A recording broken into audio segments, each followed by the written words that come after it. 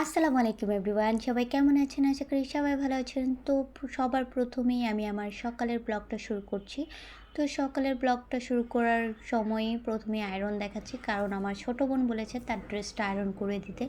এখন এটা আমি কিছুতেই আয়রন করতে পারতেছি না, এটা অনেক কষ্ট।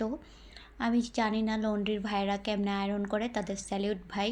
পরে হচ্ছে আমি আমার বোনের জন্য টিফিন প্যাক করলাম, সে একটু পরে বের হবে। এরপরে আমি রুম গুছিয়ে নিয়েছি, এবং রুম যদি পরিষ্কার না থাকে আমার কোনো কিছুতেই মন বসে না, তাই রুম গুছিয়ে নিয়েছি। দেখুন আমার রুমটা কত ক্লিন লাগতেছে।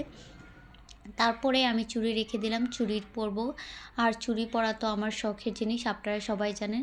তারপরে চলে গেলাম আমার ছোট্ট মিনি বারান্দায়, যেটাকে আমি প্রতিদিন পরিচর্যা করি। এই জায়গায় আসলে আমার সকালবেলা মন ভালো হবেই, কারণ ঢাকা শহরের মধ্যে আমি আমার ছোট্ট ব্যালকনিতে এক চির সবুজ রেখেছি।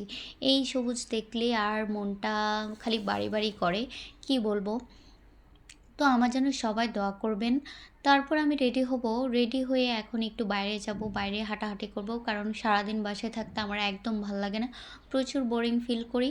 তো রেডি হওয়ার সময় আপনাদেরকে আমি দেখাচ্ছিলাম আমার ড্রেস আপটা।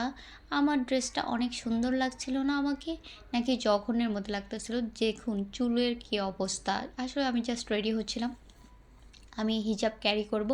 তো সবাই যারা যারা আমার ভিডিওগুলো দেখেন অবশ্যই কিন্তু আমাকে বেশি বেশি সাপোর্ট করবেন, এবং খুব তাড়াতাড়ি আমাকে সাবস্ক্রাইব করে দেন, যাতে আপনাদের জন্য আমি নতুন নতুন ভিডিও আনতে পারি। কমেন্ট করতে কিন্তু ভুলবেন না। ভাইয়া আপুরা সবাই কিন্তু খুব খুব সাপোর্ট করবেন। আমিও এসেছি ইউটিউবে নতুন নতুন ভিডিও বানানোর জন্য। আল্লাহ হাফেজ।